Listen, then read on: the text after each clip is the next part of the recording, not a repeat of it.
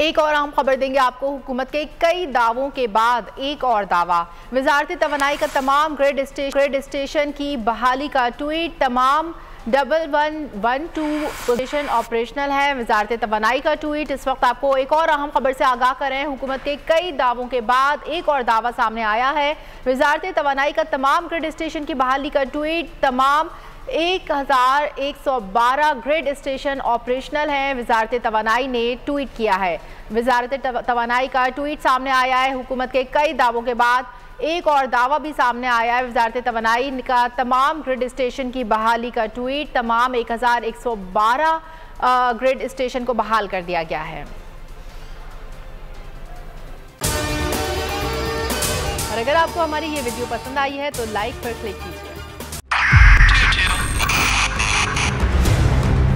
2022 बहुत सारे तोहफे भी देखे गया पाकिस्तान की आवाम को।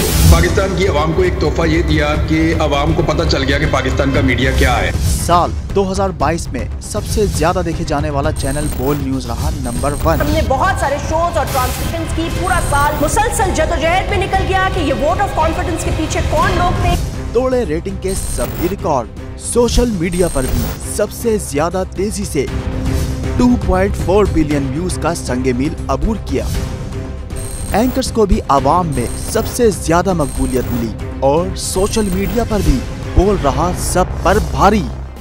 सब्सक्राइब करें और बेल दबाएं ताकि कोई खबर रह न जाए।